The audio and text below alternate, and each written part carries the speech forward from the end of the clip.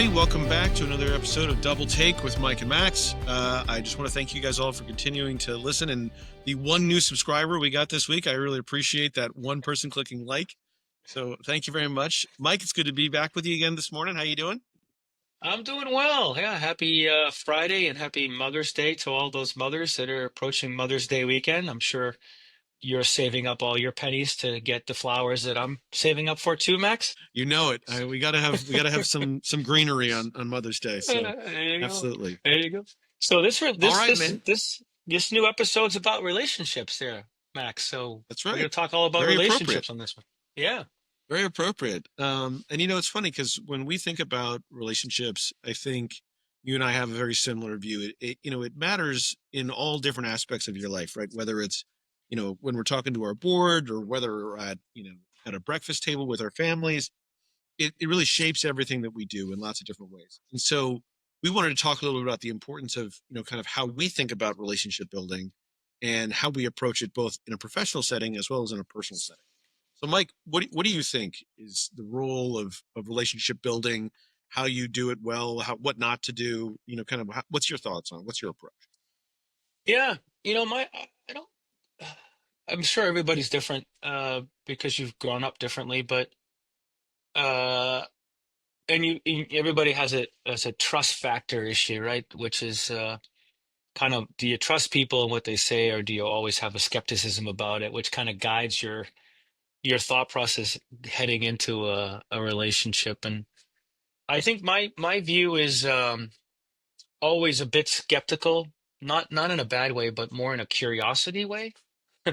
And sometimes that curiosity can come across with my Bostonian headset to be a little more aggressive, but hey, it's like, but to me, I think it comes down to you know, I'm really good with relationships with people who say this is what I'm going to do and they do it, or this is what I'll commit to doing and they live up to it.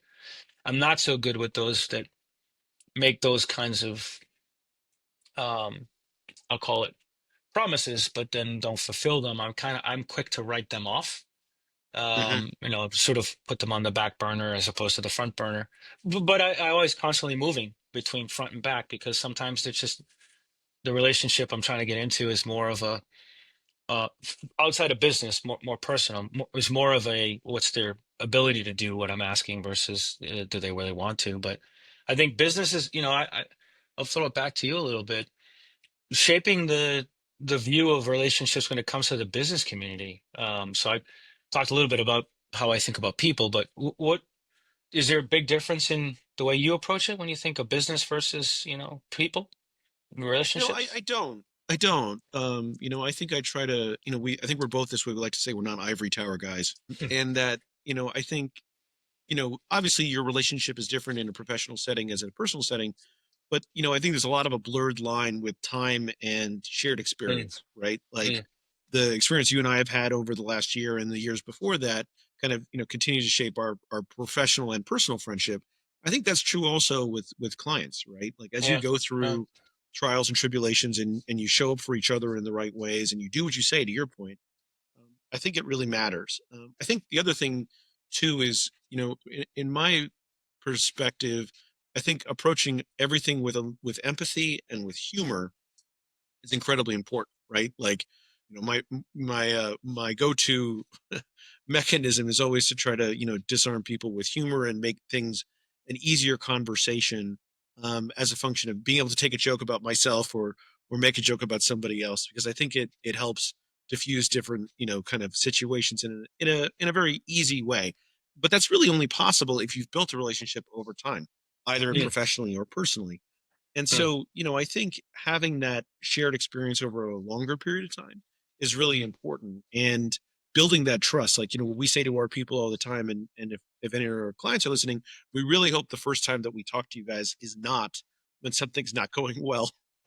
And so we've had a conversation about, what we do for each other on a more ongoing basis. And so that it's not just a difficult conversation as our first conversation. It's better if that's the third, the fourth, or the fifth, or more. And so I would say, you know, humor, empathy, and curiosity. Like, we talk about this in a lot of our other podcasts. Curiosity around all things, um, mm. wondering how people are the way that they are, and trying to meet them on their level. I think is something that you and I both definitely try. Do Yeah. you think about it this similar way?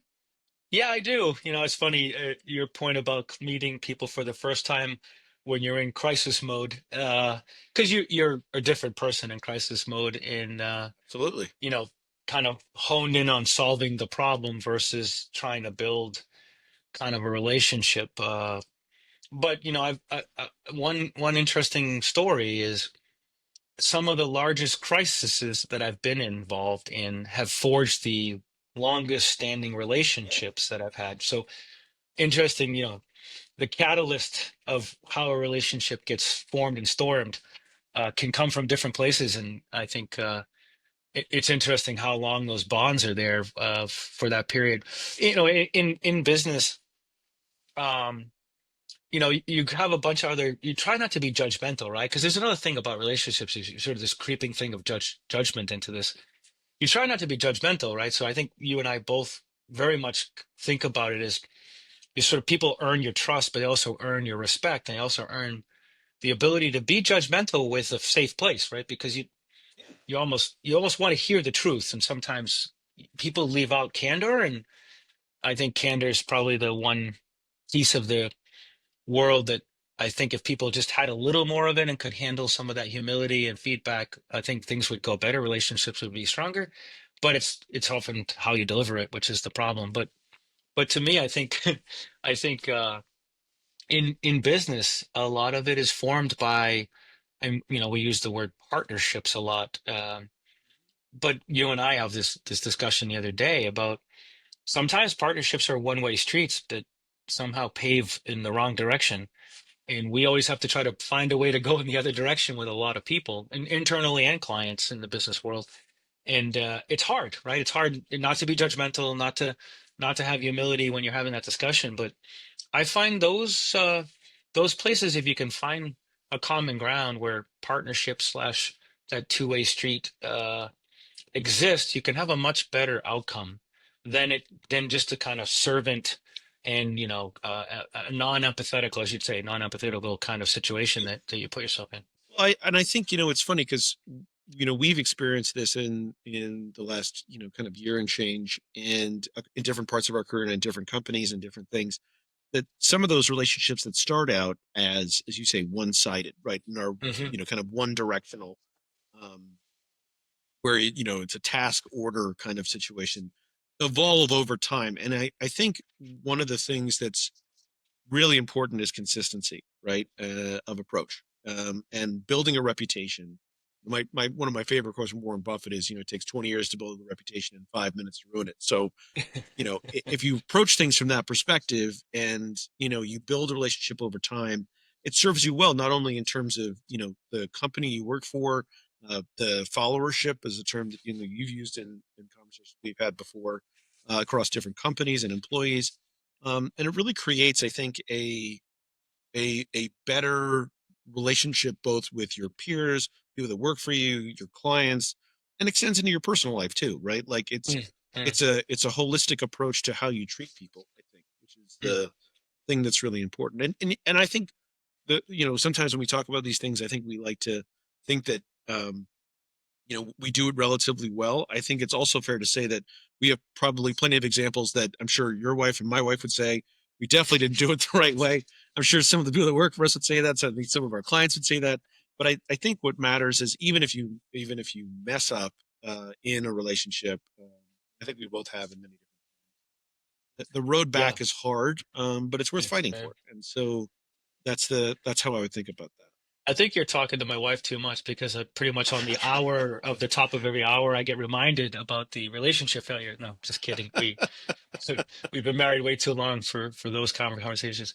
What was as you were talking, I was thinking about something because we get this question, and or at least I've gotten it in my past, and I always thought it was an interesting question.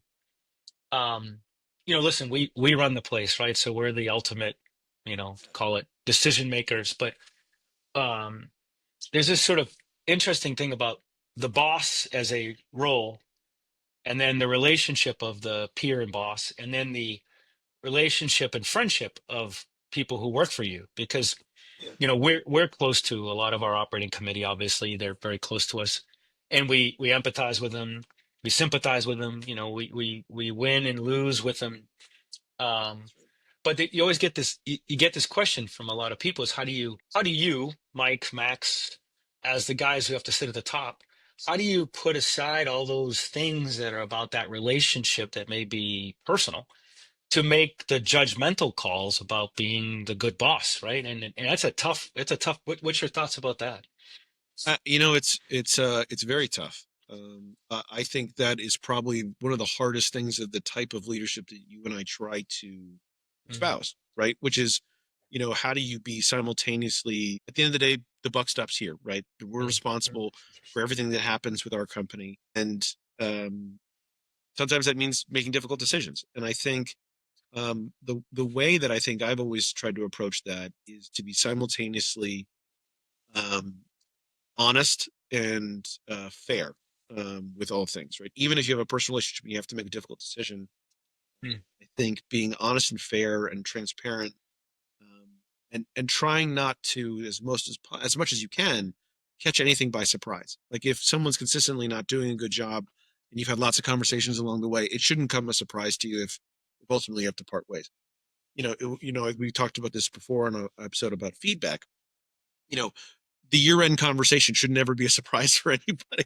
And so I think, there are other leadership styles I think that you and I try not to do, which are very much just, there is no relationship outside of work, or there is no personal yeah. one direction. It's just we No. have a working Yeah. relationship and that's that. And I think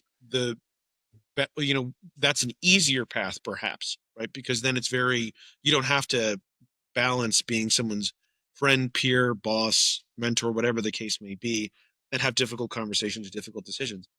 But I think the best way, at least that I try to do it, and I think you're the same way, is to be transparent and honest and providing regular feedback as you go. And hopefully, if a decision has to get made that kind of splits between both personal and professional, my hope is that that approach would deliver someone understanding of why you or I came to that decision. So it doesn't come as a surprise. Like if I unfortunately was in Max or Mike's shoes, maybe I would have made the same decision, given the same to Mm, Max. What do you think? yeah. No, I think you I think you said I'll summarize the same feelings. I think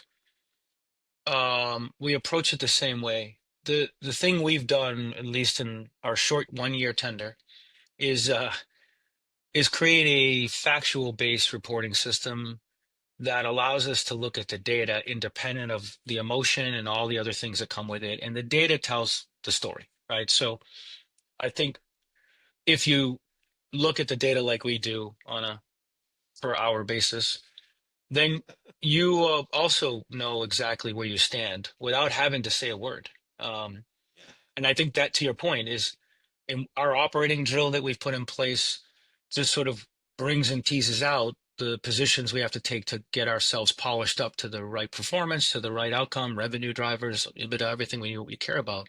But you also get very comfortable that you know exactly where you sit, and those discussions happen so frequently, to your exact point, that you get you know where you are.